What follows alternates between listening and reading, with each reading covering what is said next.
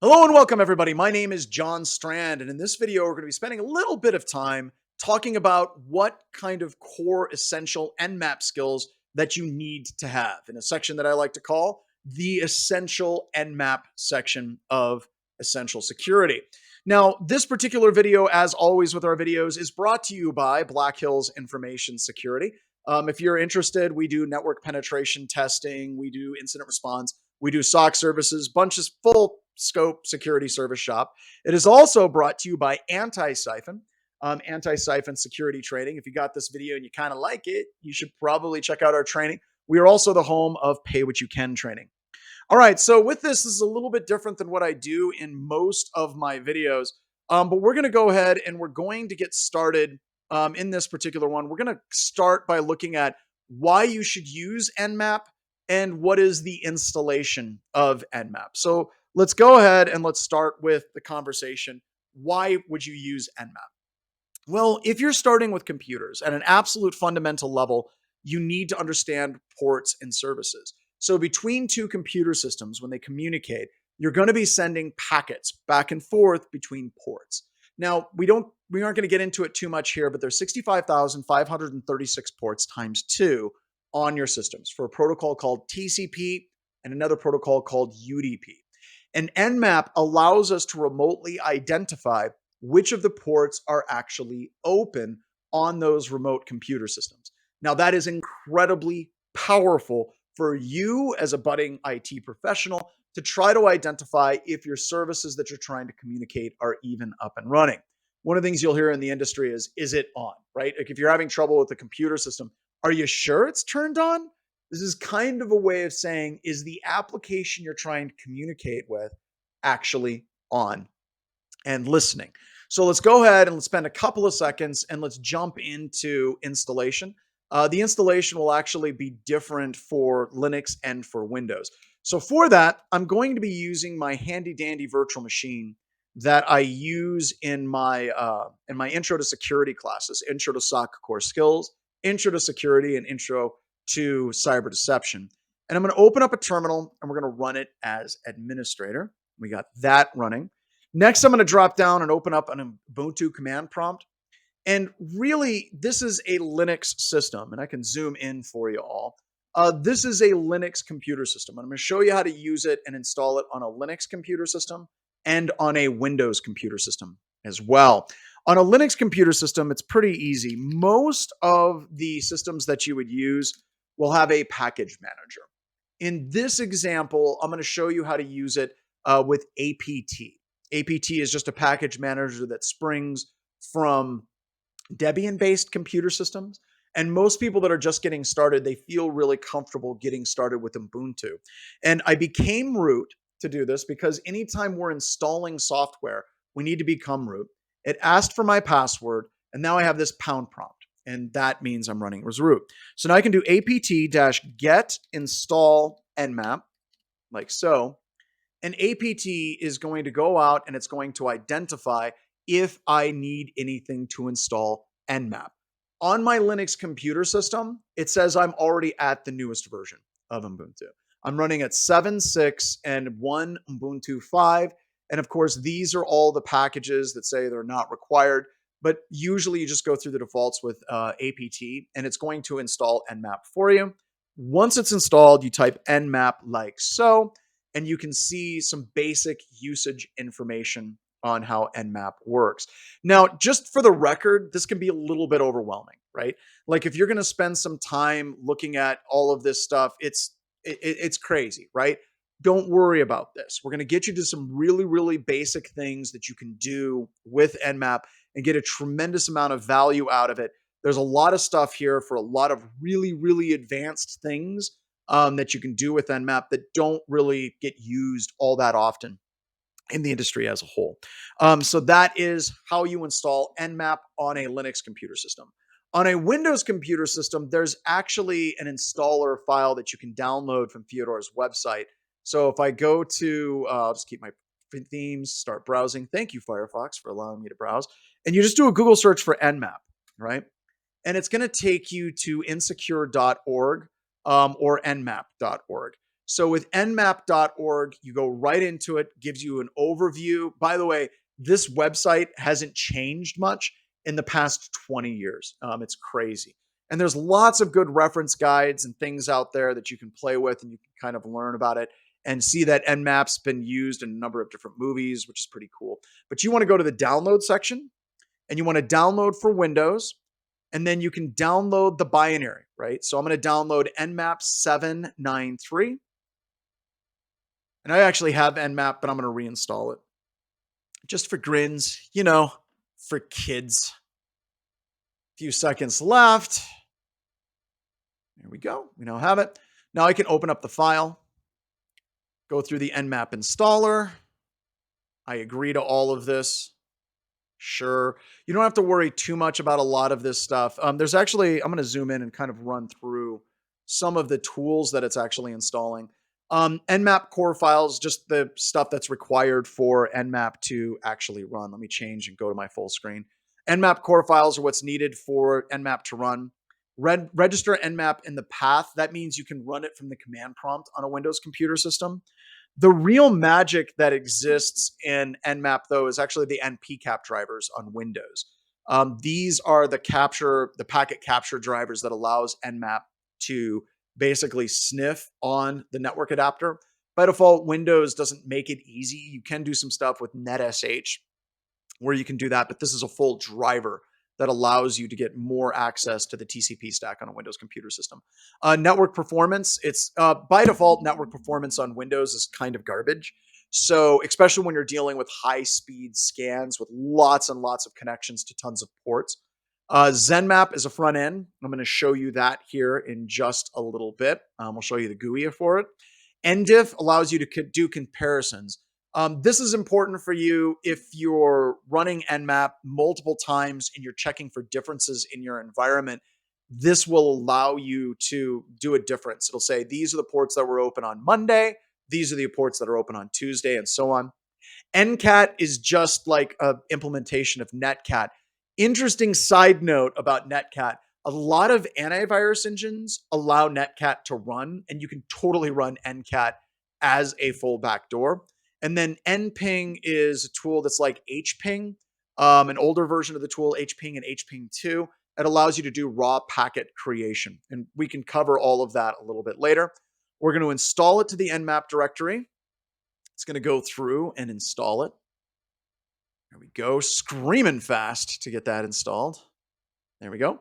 Now, this is interesting. The npcap driver, whenever you install it with Nmap, it always asks you like the license agreement as a GUI pop-up. If you want to buy a full commercial version, it comes with the ability for you to do like a quiet install. But the version that comes with Nmap, it totally is just going to ask you, hey, do you trust this agreement? So if you're ever trying to script the installation of Nmap on Windows computer systems, just by doing an install, you're always going to get the license agreement for the PCAP driver, because that's honestly one of the ways that Gordon makes money out there.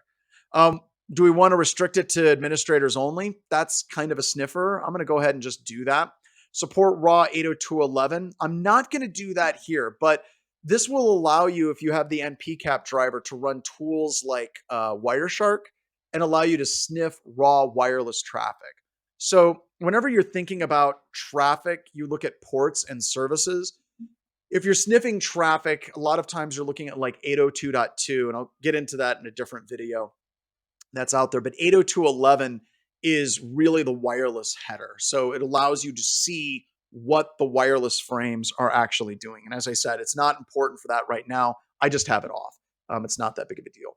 Install npcap and WinPCAP API compatibility mode. Absolutely, we want that. So Nmap works.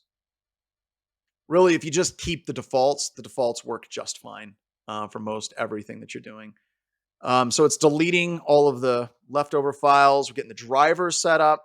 So far, life is good. Starting up the driver, setting it up as a scheduled task. And now we're completed. All right, so we're going to finish it up. Installation complete. Yes, I want my icons. You got to have those icons. There we go. So now I've got it installed on Windows.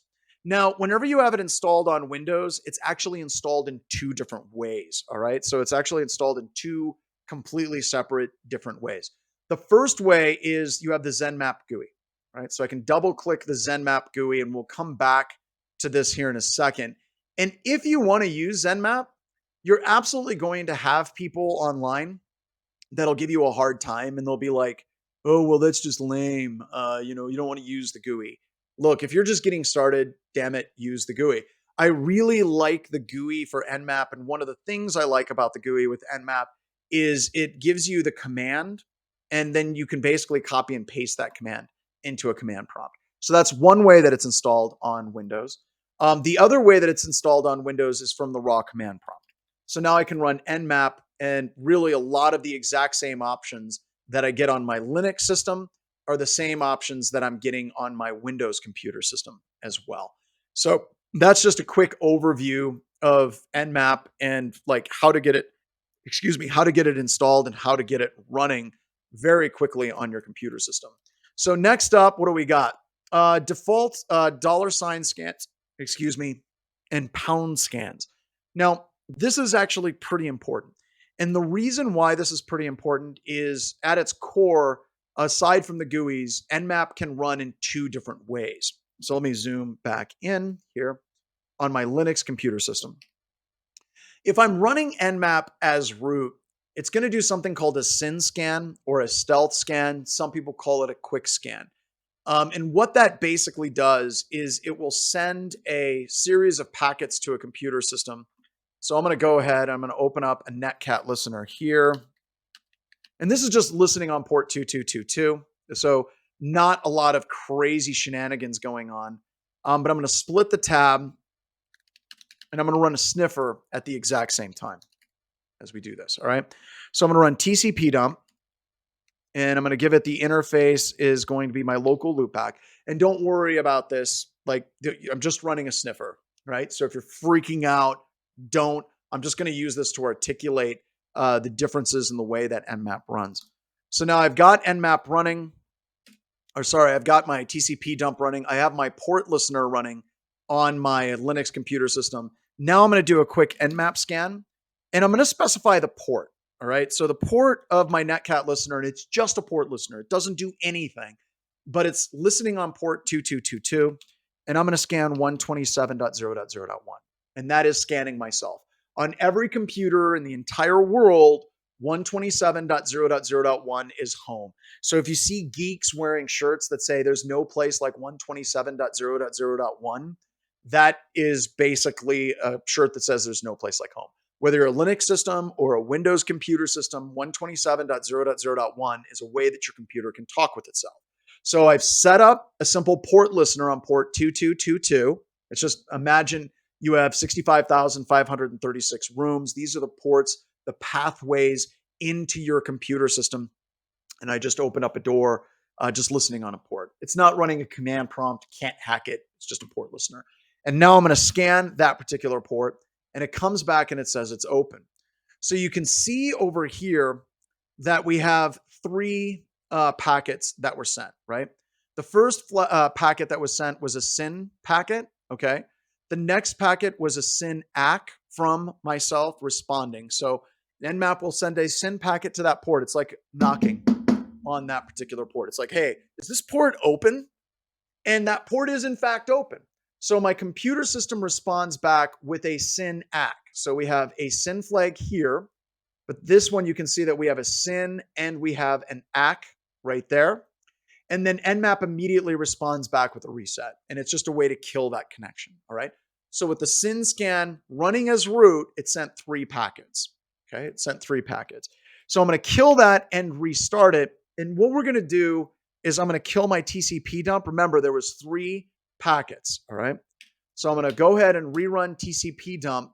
And now we're going to run Nmap as not root, as a standard user. Okay. So we're going to go Nmap. We're going to give it a port 2222, 127.0.0.1, like so. Now it says that port is closed, which I forgot to hit enter here. Hold on. Never mind the man behind the curtain. Let's rerun this. All right. So now I actually do have my port listener running. I forgot to hit enter. And now what we're going to do is we are going to rescan that port again. It says that port is open. But now, whenever we're looking at Nmap, you can see that we got a few more packets, right? We sent the SYN packet. We've got the SYN ACK packet. And then we've got a series of ACK packets that basically went for it. And then we got the reset at the end. So if we look at the total number of packets in this example, it actually said it received 20 packets. Technically, it should only be 4. So it was sending some data back and forth, but realistically, it's just going to just send a few more packets per port than it is going to send when you're doing just a SYN scan. So if you're running as root, you're going to send fewer packets than if you're running as not root. Why? Well, when Nmap is running as root, it basically hooks into the operating system at a lower level so it can generate its own packets. We call this raw TCP socket access. Whenever you're running Nmap as a non-root user, it's using the standard operating system calls to make those connections. So does that mean that running it as root is always faster? Not necessarily. Not necessarily. It is true that sometimes running as a full connect scan is what we call it, is when running as a not root user, is actually faster. And the reason why is it's getting responses back from the operating systems a lot quicker in those situations. So don't be surprised if it is actually a faster scan. All right. All right. So that is the difference between root and not root. What do we have for another topic? Let's talk about port ranges, right? So as I mentioned, on your computer system, you have 65,536 ports for TCP and 65,536 ports for UDP.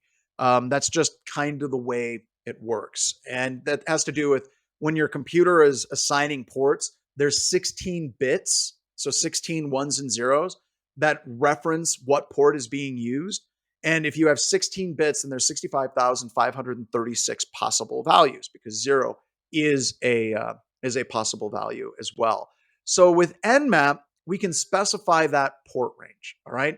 And you already saw me do this a little bit with like the P option. All right. So let's go ahead and let's jump back and let's rerun our scan, but let's add in a few more ports on that. So let's go ahead. Let's go to that, switch to this.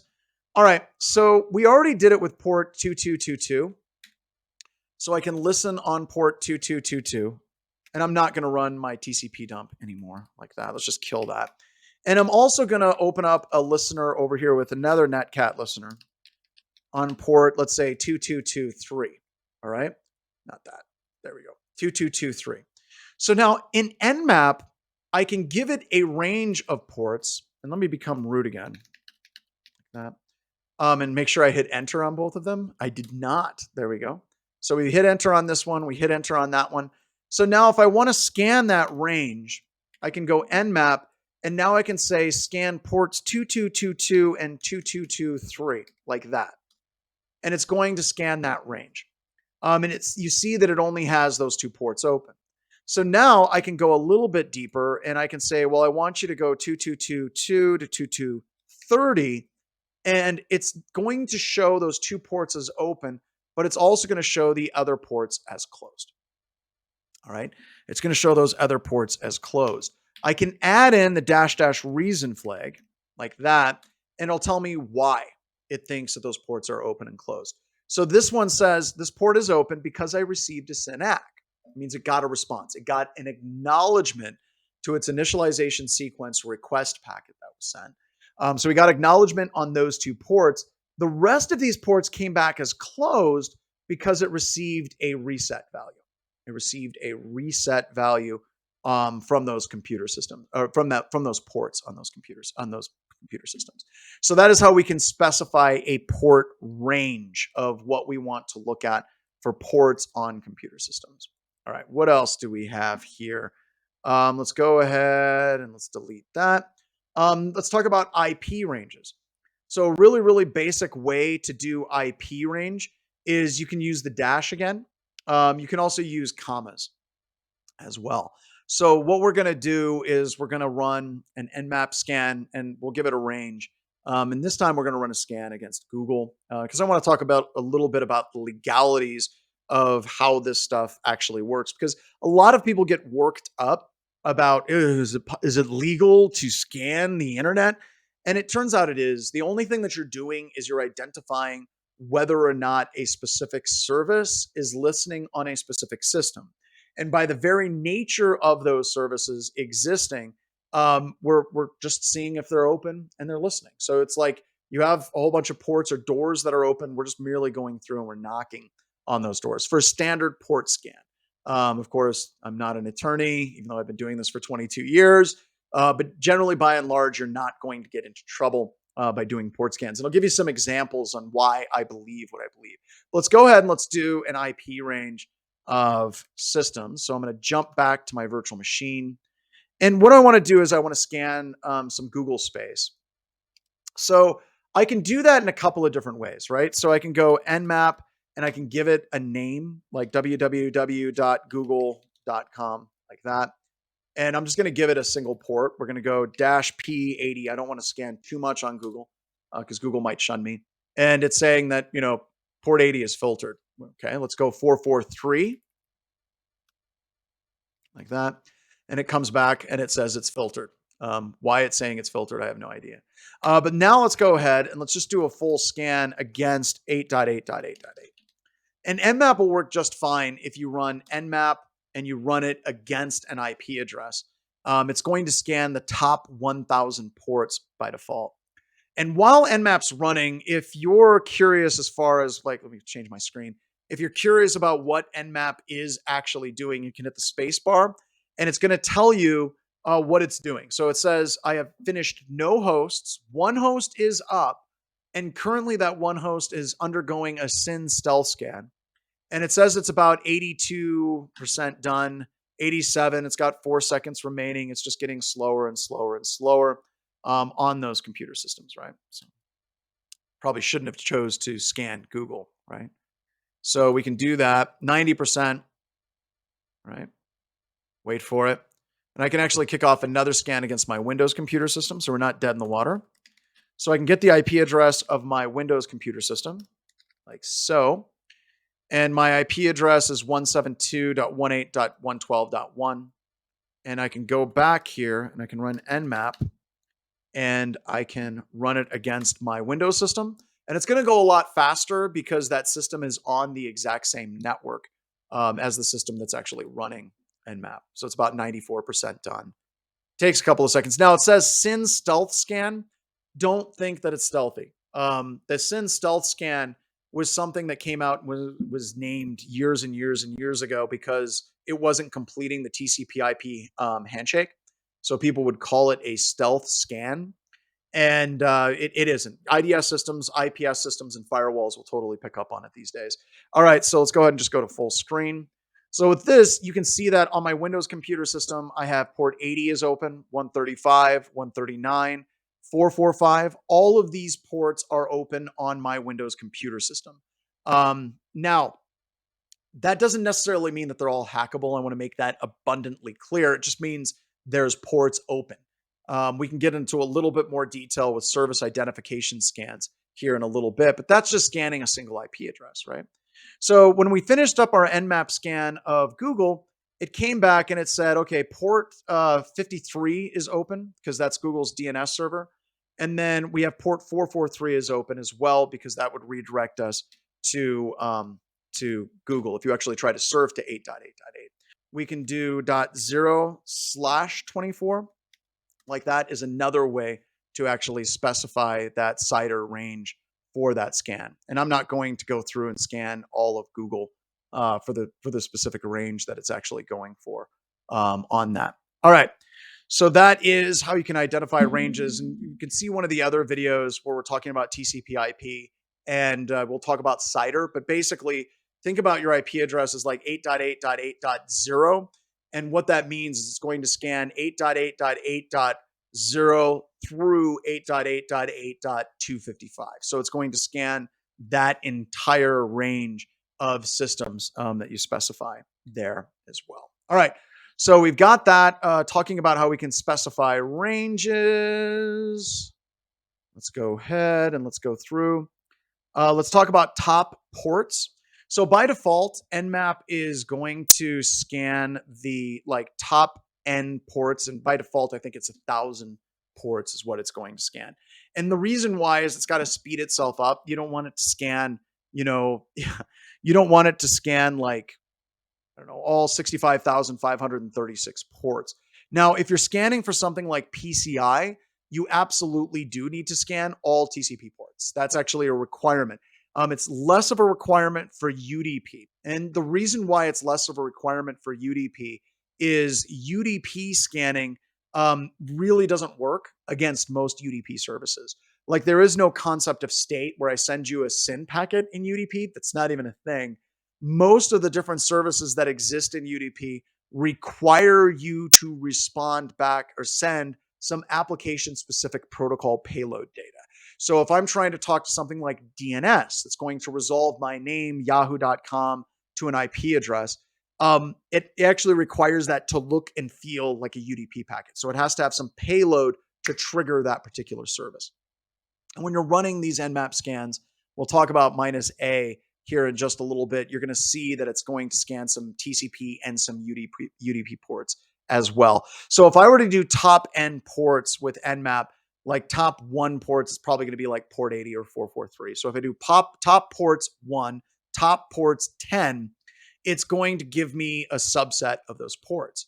Now, earlier I had mentioned that scanning with Nmap is not illegal. And I want to show you some examples of that and why I believe that to be the case. So if you look at Nmap and you look at something like Shodan, like so, you look at Shodan, Shodan is literally scanning the entire internet all of the time.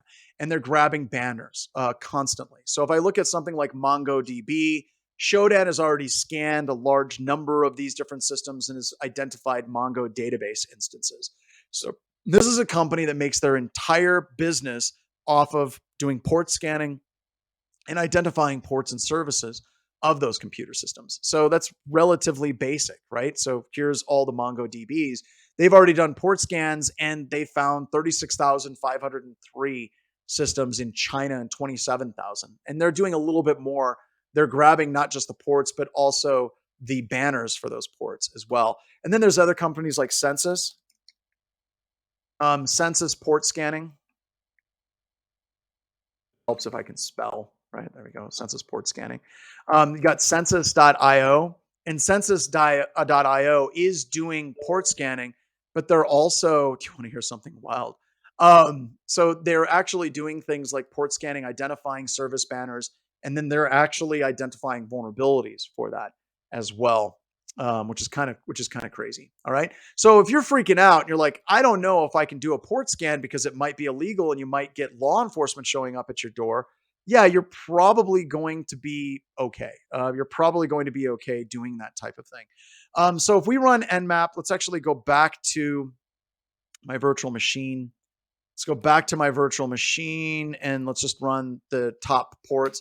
So if I run my Nmap scan against my Windows computer system, kind of stick with that because it runs a little bit faster. We can run our Nmap scan. And let's say I'm going to run it against the top 5 ports against my Windows computer system. These are the top ports that it scanned. FTP, SSH, Telnet. It found port 80 is open and 443 is closed. Let me zoom in so you can see that a little bit better. So we've got those ports are open. If I kick it up to the top 10 ports, it's going to grab the top 10 ports. See, and it's not starting at port 1, 2, 3, 4, 5. These are the top ports that Nmap has identified on the open internet, which is weird. It's listing them sequentially, right? So some of these you expect, but some of them are a little bit of a shock to me, right? Like if I'm looking at like FTP, I don't, is FTP really one of the top ports? That's interesting. That's interesting to me. I would expect it, of course, to be like 443 and port 80 would be some of the top ports. Possibly hasn't updated it in a while, but that allows us to actually run our scans faster to see if these top ports that you would expect to see running actually are running as well. So let's go ahead and let's kind of mix some stuff up here real quick. So a service scan is basically where we're trying to identify the versions of specific services. So for example, you can find out a port is open, right? You can say, well, that port is in fact open or closed, and then Nmap will tell you port 80, port 443 is open. But with a service scan, that service scan is actually going to query that service a little bit more to identify what service is running by doing banner grabbing. And I already showed you that a little bit with Shodan. It actually captures those banners. We can actually do something very similar with Nmap. So what I can do is I can scan my Windows computer system. We'll do top ports, but I'm going to do, instead of a like standard SYN scan, which is lowercase s, capital S, we're going to do a version identification scan against that system, just on the top 10 ports. Now these start to take a little bit more time, right? So now it's actually querying what that service is.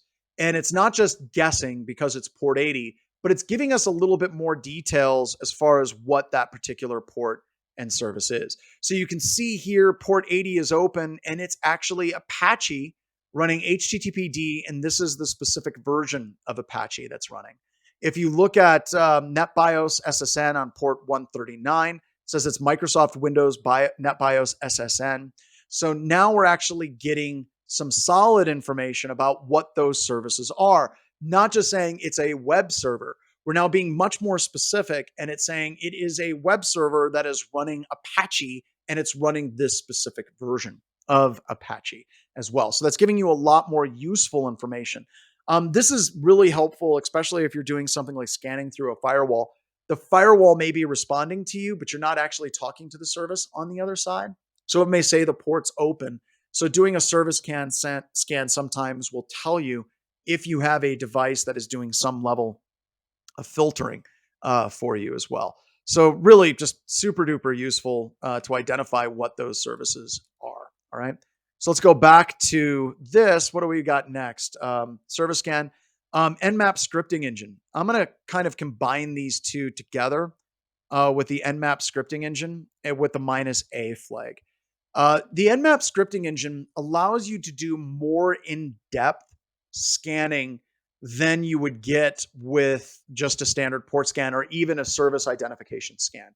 You can actually have it query for specific things and maybe even look for vulnerabilities. For example, you could do Nmap on port 80 -- script invokes the scripting engine, and the specific script that you're executing, or the .nse script that you're executing on your computer system, is HTTP SQL injection on your particular computer system. Now I'm going to combine this with -a.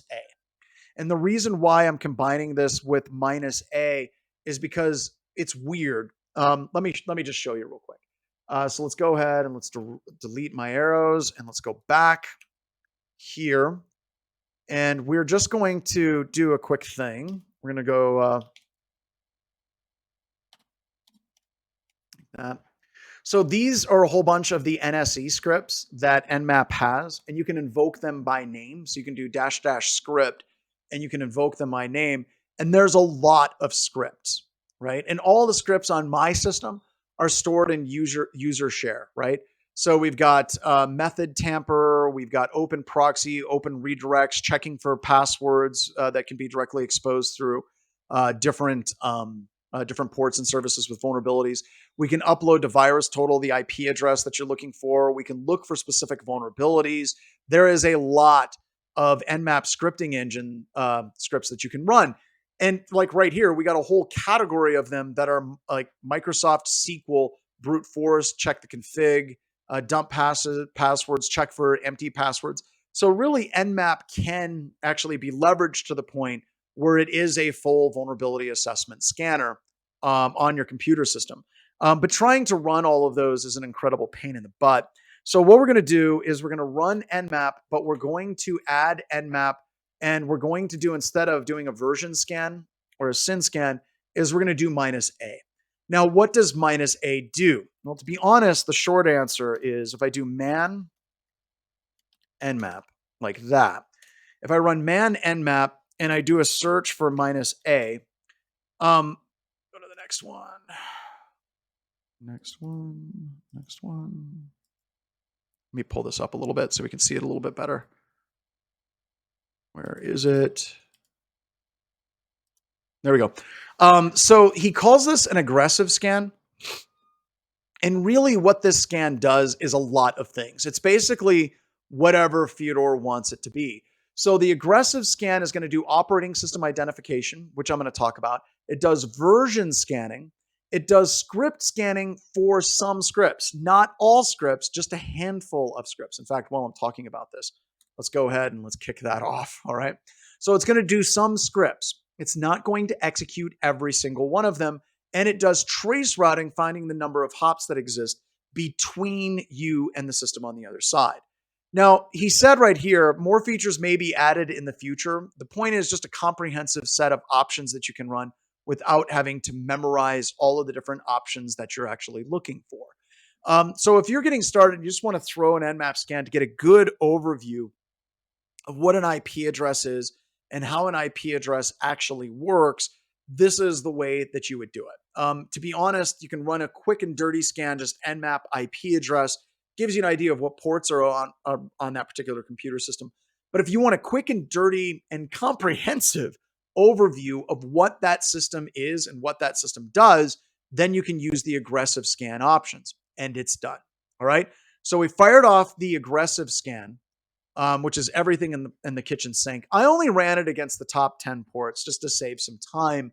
It identified what ports are open, but notice what it did with the banner grabbing. All right. So it was still able to identify that it's an Apache HTTPD server, and the version is 2.4.25. It was able to identify that, and it's running on Debian, and it's going to say it's Debian even if it's Ubuntu. But then it also was able to look at the HTTP cookies. It was able to pull down the robots.txt. It was able to pull down the server header. It was able to see the login was for damn vulnerable Linux, and it's looking at login.php. All of these are scripts, all right? All of these are scripts. This is doing version scanning. These are the individual scripts that are executing. We ran the HTTP cookie script. We ran the HTTP robots.txt script. We ran the server header script, and we got the title script as well. That's awesome. Microsoft Data Services for NetBIOS SSN didn't get a lot out of it. Then we saw that, what was it? Oh, here we go. OS fingerprinting. And that's going to bring me here into a couple of seconds. We're going to talk about OS fingerprinting. We'll come back to that here in just 2 seconds. I want to talk about how that actually works as well. So that is basically looking at some core things for Nmap. Let me kill this, kill that. There we go. I like decoys as well. Decoys allow me to run a scan and make it look like it's blending in with other computer systems. And we can do this with the -D flag. And that's basically trying to create a smoke screen around your system, right? We're trying to create a smoke screen around your system. So let me show you decoys real quick. So if you ever want to do decoys in a scan, it's just the -D flag. So let's go over here to one of our other, I'm just going to create a new command prompt. That one's kind of getting ugly. There we go. So now I'm going to scan my Windows IP address again. Let me get the IP address of my Windows computer system like so. We're going to zoom in. I'm going to become root like so, like that. And then what I'm going to do is we're going to run our Nmap scan against our Windows computer system. But I'm going to specify a decoy of 8.8.8.8. This is literally going to spoof packets from 8.8.8 and intermix my packets with those. Once again, making it a little bit more difficult to try to identify who's running the scan. Now, of course, in this example, it's going to be really, really, really obvious because I'm the only system on this network. But if you're scanning from the open internet, it does help to kind of like mix things up a little bit, especially if you're looking at an organization that's trying to do some active filtering of these scans as well. So yeah, it's got like 6 seconds remaining. So we're scanning something and we're spoofing traffic coming from Google, which honestly what Google's doing is whenever the Windows system responds back to a SYN-ACK to Google, Google's responding back with a reset. And it's setting its timing so it's not completely obvious that my system is the one that's running the scan. So it's basing its timing based on Google's responses, which I think is actually kind of cool. on that. So it should be done here in just a second. Maybe, maybe, maybe. All right. So I might jump by this and we'll come back to it, but it's going to tell us what, there we are. So it basically said these are the ports that are open on this particular computer system, which we knew that already, but we just were able to specify some decoys in there. There we go. So now let's talk about operating system identification. Oops, let's go here. There we go. Now we're going to talk about OS identification, which we already have the data for OS identification. So let's go ahead and let's talk about OS identification. Here we are. All right. So in this one, we actually had the OS identification. And Nmap has a number of different variables that it checks to try to identify, well, what a particular operating system is. And there's two separate generations of OS identification, right? One of the OS identification is Gen 1, and that's basically how does it respond to very, very basic stimulus and response. Like if I send it a packet that has all of the different flags set, SYN, ACK, FIN, urge, push, that's called an Xmas scan. Different operating systems would handle that differently. If we're looking at if somebody sends a FIN or SYN and a reset flag at the exact same time, how does it handle that? And the reason why that works is whenever you're writing and coding your TCP/IP protocol stack for your operating system, it's totally just not going to be consistent across the board in how this is actually done. And that's actually kind of a big deal. And the reason why it's a big deal is that leeway in something that's called the RFCs allows for differentiation in how these operating systems respond. And this can even get down to specific service pack matches. So right here, it said no exact operating system match, just probably need to update it. But it basically is guessing that it's Windows, looking at it for service identification for NetBIOS. So we can get that from two different ways, right?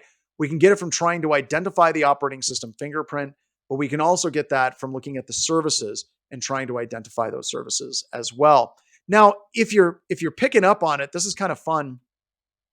If you notice, it said that port 80 is open and it says it's running on Debian. And then down here, we got another service that's running and it says it's Microsoft Windows. Like, seriously, how the hell do we get the discrepancy? And the answer to that question is Docker. The version of Damn Vulnerable Web Application is running in a Docker container that's running a whole bunch of Debian stuff in the background. So that's how that type of thing actually happens as well. So if we're looking at operating system identification for Gen 2, it's actually looking at a lot more than just like how it responds to different flags, right? So whenever you're looking at it, here we go. Come on. That's weird. Looks like it's broken. There we go. Remind me later. So whenever you look at Wireshark and you look at a packet capture, and you actually look at the TCP/IP header information, let me zoom in over here. When you're looking at things like not source destinations, go to IP for identification flags. How is IP-ID utilized? Different operating systems will use IP-ID different. Some of them will increment IP-ID by a predictable number. Some will set it to 0 unless explicit fragmentation is requested. It's like some Linux systems, but it's handled differently, right? If you're looking at it like what are some other things like window size, right? If you look at window size, different operating systems will set different window size values right here. What is the window size for this particular operating system? So Nmap will look a little bit, it'll look a little bit deeper. In fact, some of what it does, it'll actually look at the like mathematical prime numbers associated with sequence numbers. Crazy stuff. But different operating systems will randomize their sequence numbers. And in randomizing those sequence numbers, they randomize differently. Like they'll have different prime numbers associated with it. And Nmap is able to actually look at those sequence numbers. And based on those sequence numbers, it can make a rough guess insofar as what the operating system actually is. And I just think that that's just super cool. All right. So let's go ahead and let's take a little look at Zenmap. And then I'm going to get into a couple of recommendations that I give as well. So I'm going to get my Linux IP address here, like that. And I'm going to do a scan against my Linux system, but we're going to do it in Zenmap, right? We're going to do it in Zenmap. And Zenmap is a GUI that you can provide all kinds of different things for, but it always builds the operating system. Sorry, it always builds the command line for you, right? So if you look at the drop down, you have intent scan plus UDP, no pinging. If I do that, you can see it changes the actual command line invocation. Just a regular scan, that's just straight IP address. A slow comprehensive scan. Wow, look at those options, right? So we can do all of these different types of options against that IP address. And when I hit scan, it's going to, once again, I haven't accessed the helper scripts yet because I just installed it. And it's giving us a lot of the exact same operating system, the exact same types of things that we would see if we ran it from the command line, right? So here's our scan. It just ran against our Linux computer system. Didn't find anything all that interesting, right? But then you got options for output, like what are the services that are running? What is the topology? It'll try to map it. So if you're scanning a lot of computer systems, it'll show you the topology for how these different systems lay out. What are the host details for each of the different systems? And honestly, as much as people like that are kind of jackasses rip on it, it's actually pretty cool, right? And you can even save your scan output, right? So I can save that scan. So if you get something that you like with it as well, it just works. So honestly, if you're getting started with Nmap, seriously, you should totally be using the GUI if you're just getting started. And it works the same in Windows as it does in Linux. So there's no real big difference between the two. But it's got some cool stuff. It's got some really cool stuff. So check it out. All right, so now let's go back to our outline. And I want to kind of give you a couple of considerations on Nmap. And I want to specifically talk about timing. So a couple of things that'll burn you with Nmap. One is the timing, the capital T. Once you start getting to like T4 and you start getting into a more aggressive scan, Nmap's going to send packets a lot faster.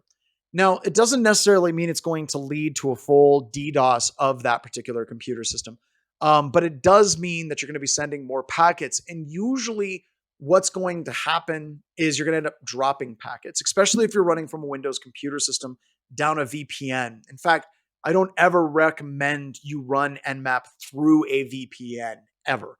And the reason why is the VPN will have limited bandwidth of what you can send through, and you're going to end up dropping packets. You're going to end up missing things. Or if you do decide that you're going to run an Nmap scan, keep it really basic and keep it open to just a handful of the different ports that you're going to scan with that. So it's just another way that you can actually look at it and try to do better when you're running your scans. Because this is good. This burnt me, right? When I was younger and doing this stuff, this absolutely burnt me back in the day, where I was running full scans on computer systems, and I was trying to run it through a VPN and getting really, really, really inconsistent. Really getting some super inconsistent results from my scans as well. So hopefully this serves as a really good primer for Nmap. That's all that we have. And if you like this, you should subscribe. I know that there's like this thing, you got to subscribe to YouTube channels and things like that. So check out, like, and subscribe, because we want to do more stuff like this for helping out the community. And I hope that you enjoyed it. So thank you so much.